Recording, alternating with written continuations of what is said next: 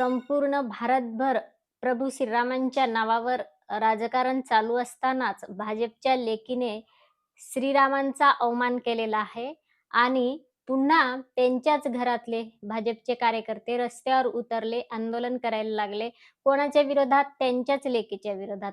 कोण अपमान केला? त्यांच्याच लेकीने केला. का केला? तर ती त्यांची लेक म्हणते, की रामाला तुम्ही पाहिलंय का? राम कोण आहे? आता रामाचं नाव पण ती वेगवेगळे शब्द वापरून घेते.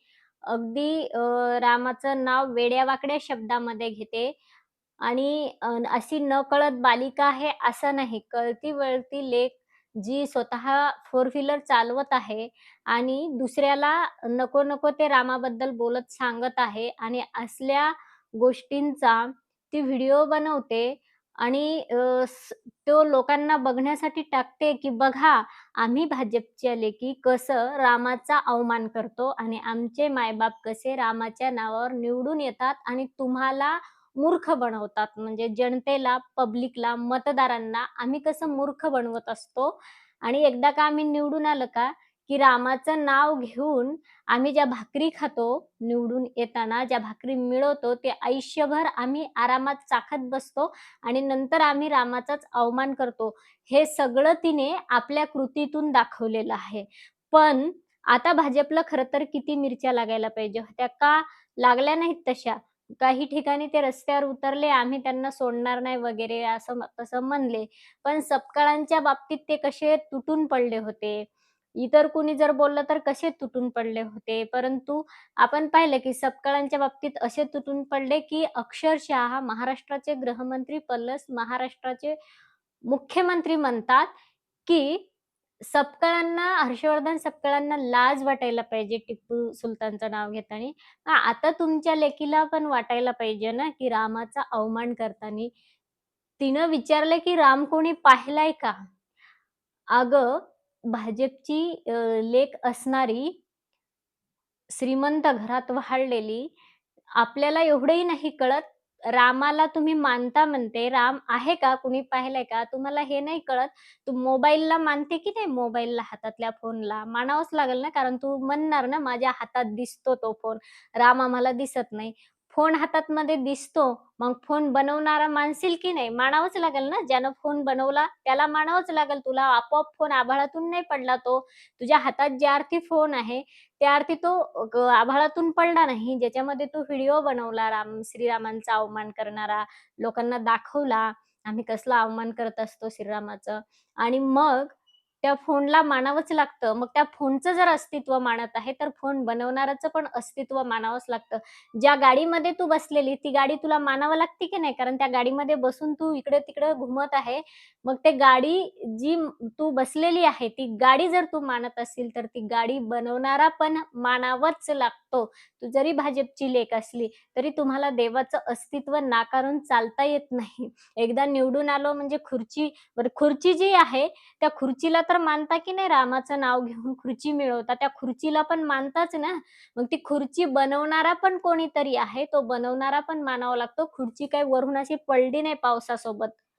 मग पाऊस जरी पडत असला तरी पाऊस पाडणारा पण कोणीतरी आहे निसर्ग देवता आणि ज्यांचे त्यांचे डिपार्टमेंट जसे तुमचे मायबाप निवडून आल्यावर तुम्हाला जसे डिपार्टमेंट वाटप करतात, तसे देवतांचे पण डिपार्टमेंट वाटप केलेले आहे आणि ती खुर्ची तुमचे मायबाप जी मिळवलेत ना, ती खुर्ची कुणीतरी बनवलेली आहे. मग ज्या अर्थी तुम्ही खुर्ची मानता, त्या अर्थी तुम्हाला खुर्ची बनवणारा मानावा लागतो. याला व्याकरणामध्ये कार्यकारण भाव म्हणतात.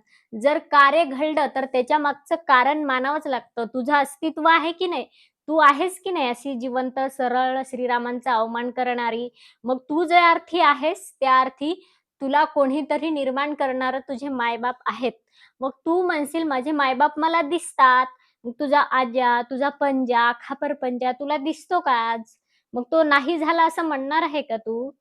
तुझ्या बापाचा बाप, त्यांचा बाप म्हणजे आज्या, पणज्या, खापरपंजा जे आहे ना तुझी वंशावळ, तू कदाचित तुझा आज्या पाहिलेला असेल म्हणजे आजोबा. जे वडिलांचे वडील तू पाहिलेले असतील, पण त्यांचे वडील विचारायचं झालं तू पाहिलेत का? मग तू पाहिले नाही याचा अर्थ ते नव्हते का? त्याचं अस्तित्व तुला मानावंच लागेल ना, कारण तुझे वडील ज्या अर्थी आहेत, तरी त्याच्या अर्थी त्यांचे कोणीतरी वडील असलं पाहिजे. जर तू त्यांचे वडील आहेत, तर त्याचा अर्थ त्यांचे कोणीतरी वडील असलं पाहिजे. मग जा बरं अजून मागं पिढ्यानं पिढ्या, पिढ्यानं पिढ्या. मग तुला तुझी वंशावळ जशी मानावं लागते, तशी या जगत निर्माण करणाराची वंशावळ पण मानावं लागते. तुझी वंशावळ तू जाचशील, तर तू म्हणशील, "आमची वंशावळ माकडापासून झालेली आहे. आमचा पूर्वज माकड आहे." मग तुझा पूर्वज जसा माकड, तसा आमचा पूर्वज श्रीराम आहे. समजलं? मग आमचा पूर्वज श्रीराम आहे. आमची वंशावळ जर मागं-मागं काढत गेलं, तर आमची वंशावळ श्रीराम, भगवान श्रीकृष्ण अशी आमची वंशावळ चालत आलेली आहे भारतीयांची. आणि म्हणून भारतीयांना रामाचं अस्तित्व नाकारून चालता येत नाही. श्रीकृष्णाचं अस्तित्व एवं भगवंताचं अस्तित्व नाकारून चालत नाही. कारण इथं भगवंत हे एक ईश्वर शक्ती आहे आणि त्याबद्दल जेव्हा तुम्ही असं अवमानास्पद बोलता, त्यावेळेस विचार करत जा थोडा. नाही की तुम्ही सत्ताधारी आहेत, तुमच्यावर कुठली कारवाई होणार नाही वगैरे. हे तुमचं ते थोतांडपण आहे ना, तुमच्या खिशामध्ये घालून ठेवा. त्या गाडीमध्ये, मोबाईलच्या कव्हरमध्ये घालून ठेवा. कारण का? तर इथे तुम्हाला कार्यकरण भाव म्हणावा लागतो. तू कुठल्याही गोष्टीत बघ, तू म्हणते की राम दिसत नाही. मग तू जे स्प्रे बनवतीस अंगावर मारणारे, अंघोळ न करता मारता की नाही तुम्ही? तो स्प्रे बनवणारा कुणीतरी आहे आणि तो जिथून बनतो ते फुलं, त्या फुलामध्ये तो स्प्रे म्हणजे तो सुगंध, तो गंध दडलेला आहे, जो तुमच्या स्प्रेमधून येतो अत्तर. ते अत्तर कुठं दडलेलं आहे? फुलांमध्ये दडलेले. पण ते फुल जर घेतलं ना, तुला तर डायरेक्ट अत्तर दिसते का? अशी अत्तरची बाटली निघते का त्या फुलातून? नाही निघत ना. मग ते फूल दिसतं ना फक्त. मग फुलामध्ये फूल आहे, पण फुलामध्ये गंध नाही, असं तू म्हणू शकते का? त्या फुलामधूनच गंध याचं अस्तित्व आपल्याला कळतं. ते कधी? नाकाने वास घेतल्यानंतर त्याचं अस्तित्व आपल्याला कळतं. हवेद्वारे आपल्याला त्याचं अस्तित्व कळतं. मग ह्या गोष्टी तुला दिसत नसल्या तरी मानावं लागतात. दुधामध्ये तू तूप खातेस की नाही कधी? पण दुधामध्ये ते तूप दिसत नाही. शास्त्रकार सांगतात, तुम्हाला जरी दुधातलं तूप दिसत नसलं, तरी दुधामध्ये तूप नाही असं म्हणता येत नाही. त्याचं मंथन केलं म्हणजे तुम्हाला कळलं. तसं इथं 4 वेद, 6 शास्त्र, 18 पुराणांचं मंथन केलं. जगद्गुरु तुकोबारायांचा गाथा, माऊलींची ज्ञानेश्वरी एवं सगळ्या साधू संतांचे ग्रंथ एकत्र कर, त्यांचं वाचन कर आणि जेव्हा तुझ्या डोक्यात विचारांचं मंथन होईल, तेव्हा तुला भगवान श्रीराम तुझ्या समोर प्रगट होतील. तू तेव्हा म्हणणार नाही, की इथे भगवान श्रीराम नाहीत, तुम्ही पाहिले का वगैरे. फालतू 1-2 पुस्तक वाचायचं, कहाणी एखादी आणि भगवंताचं अस्तित्व नाकारायचं, असं होत नाही. जसं तू संविधानाला मानत आहे, तिथं आम्ही संविधान बघितलेलं आहे वगैरे, तसं आपल्या पूर्वजांनी रामायण ही घटना बघितलेली आणि रामयुगातली घटना म्हणजे रामायण आहे. जसं आत्ताच्या युगातली घटना म्हणजे संविधान आहे. आज संविधान आणि विशेष म्हणजे रामाचं हे त्यांची जी घटना होती त्यानुसार ते वागलेले आहेत. पण आपली जी घटना आहे यानुसार तुमचे मायबाप जे खुर्चीवर बसलेले आहेत पदं घेऊन ते वागतात का विचारा. संविधानामध्ये जे तत्व दिलेले आहेत, संविधानाचा अभ्यास करतांनी त्यानंतर डॉक्टर बाबासाहेब आंबेडकरांनी संविधानाची निर्मिती करत असताना त्या संविधानामध्ये जे तत्व दिलेले आहेत, तर त्या तत्वानुसार तुमचे आई-वडील पदावर गेल्यानंतर त्याच्यानुसार राज्यकारभार करतात का? आणि तुम्ही जरी भाजपचे लेकरं असले, तरी सुद्धा तुमच्या बापाला विचारा, की तुम्ही या संविधानानुसार चालतात का? आणि मग तुम्ही नुसतं म्हणता, आम्ही संविधानाला मानतो. कुठली गोष्ट तुम्ही संविधानातली पालन करता? संविधान वाचा एकदा, मग तुम्हाला त्याच्यातले तत्व कळतील आणि त्यानुसार तुम्ही एक रकाना करा बाजूला वहीवर आणि आम्ही याच्यातल्या कोणत्या गोष्टींचं पालन करतो संविधानातल्या आणि मग कळेल तुम्ही डॉक्टर बाबासाहेब आंबेडकरांना किती मानता, किती आदर करता, संविधानाला किती मानता. उगाच वरून-वरून संविधानाचा वाह-वाह करायचा आणि संविधानातल्या एकाही गोष्टीचं पालन करायचं नाही. याने डॉक्टर बाबासाहेब आंबेडकरांचा भक्त म्हणून ओळखल्या जात नाही. डॉक्टर बाबासाहेब आंबेडकरांचं जर भक्त व्हायचं असेल, तर आज ह्या देशातला दीन, दुर्बल, गरीब आपला म्हणून समजावा लागतो आणि त्याच्याशी त्याप्रमाणे वागावं लागतं, ज्याप्रमाणे डॉक्टर बाबासाहेब आंबेडकर रात्रंदिवस दीन, दुर्बल, गरिबांसाठी झिजले. रात्रंदिवस त्यांनी हाडाचं खत केलं आणि रक्ताचं पाणी केलं स्वतःच. एवढे कष्ट केले याचा अर्थ त्यांनी आणि इतकं दीन दुर्बळ तहानलेल्यांसाठी पाण्याची व्यवस्था करणे, काय नाही केलं त्यांनी दीनदुर्बळ गरीब लोकांसाठी. सगळं त्यांनी त्यांनी तिथं जातीभेद नाहीये पाहिला. त्यांनी तिथं लोकांची अवस्था पाहिली आणि अवस्थेतून कुठेतरी त्यांना व्यवस्थेकडे नेलं पाहिजे आपण, हे पाहिलं त्यांनी. जे की साधू संतांनी केलं, जे की संत नाथ महाराजांनी गाढव सुद्धा पाण्यावाचून तडफडत होतं, तर तिथेच भगवंत बघितला आणि त्याला पाणी पाजलं. त्याप्रमाणे जिथे माणसं पाण्याने व्याकुळ झालेली होती, पाण्यावाचून तडफडत होती, तिथं डॉक्टर बाबासाहेब आंबेडकरांनी त्या माणसांमध्ये देव पाहिला आणि त्यांना देवाचं सगुण रूप खरं चालतं बोलतं रूप मानून त्यांची सेवा केली. हे डॉक्टर बाबासाहेब आंबेडकर पण साधू संतांच्या विचारावर चालणारे. त्यांना तुम्ही तुमच्या तुटक्या शब्दामध्ये तुलना करू शकत नाही. इतके संत यादीतले डॉक्टर बाबासाहेब आंबेडकर आहेत. त्यांनी कुणीही एका गटामध्ये बांधून ठेवू नये, तुटक्या शब्दामध्ये बांधून ठेवणे. व्यापक आणि विशाल विचाराचे हे संत महात्मे आहेत. त्यापैकी डॉक्टर बाबासाहेब आंबेडकर आहेत आणि कुठेही संत महात्म्यांनी ईश्वर शक्ती बाजूला करून काम केलेलं नाही. ईश्वराला त्यांनी कधी गरिबांमध्ये पाहिलं, कधी माणसांमध्ये, कधी कुत्र्यांमध्ये, कधी गाढवांमध्ये, कधी जनावरांमध्ये, कधी वाघामध्ये, सर्पामध्ये, विंचूमध्ये, सगळ्यांमध्ये देव बघितला. एवढंच नाही तर जगद्गुरु तुकोबारायांनी राम कुठे बघितला? वृक्षवल्ली आम्हा सोयरे वनचेरे. प्राणी, पक्षी यांच्यामध्ये तर जीव आहे, पण ज्या वनस्पती आहेत, ज्या सजीव आहेत, पण हालचाल करू शकत नाही. पण तिथेही यांनी ईश्वराचं आणि आपलं अस्तित्व मानलं. हे असतात ईश्वराला मानणाऱ्या विभूती. तुमच्यासारखे तुटके पक्षाचे पदं घेऊन येता आणि लगेच ईश्वराचं अस्तित्व नाकारता.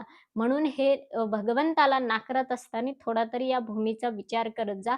आपण ज्या भूमीवर जन्माला आलो ना, मग ही भूमी बनवणारा पण कुणीतरी आहे या सृष्टीचा निर्माता आणि तो जर कोणी असेल तर अयोध्याधीश प्रभू श्रीरामचंद्र ब्रह्मांड नायक सीतापती लक्ष्मणाचे बंधू कौशल्यानंदन दशरथ नंदन श्रीराम आहेत जानकी वल्लभ. जे आहेत ना, जे जनक राजाचे जावई कारण त्यांचे सगळं ते आहे त्याचा अर्थ ते एकटेच नाही. त्यांचं सगळं फॅमिली सुद्धा आहे या सृष्टीवरती आणि ते तुम्ही पाहिलं नसेल तुमचं दुर्दैव. तुमच्याकडे ती दृष्टी नाही श्रीरामांना पाहण्याची. ती कुठून आणून द्यायची? तुम्हाला फक्त खुर्ची दिसते. खुर्ची दिसते तुम्हाला तुमच्या डोळ्यांनी, पण तुम्हाला राम नाही दिसत त्या खुर्चीमध्ये असणारा.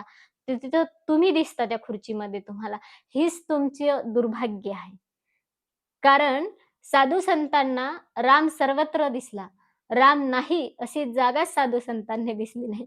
कहाँ पग डारू देखे अंधेरा, देखे तो सब वही ने घेरा. पाय ठेवायला सुद्धा जागा नाही. सर्वत्र राम आहे. जो देखो वही राम सरिका संत नाथ महाराज म्हणतात. जागत रामही, सोवत रामही. झोपेतही आम्हाला रामच दिसतो आणि झोपल्यानंतर स्वप्नातही आम्हाला रामच दिसतो. जिकडे पाहावे तिकडे आम्हाला रामच दिसतो. एवढंच नाही तर जो देखो वही राम सरीका. म्हणजे ज्या वस्तूला पाहिलं ती वस्तू आम्हाला रामच दिसते. हे साधू संतांचे शब्द आहेत आणि तुमच्यामध्ये राम आहेत म्हणून तुम्ही आज हे बोलू शकता.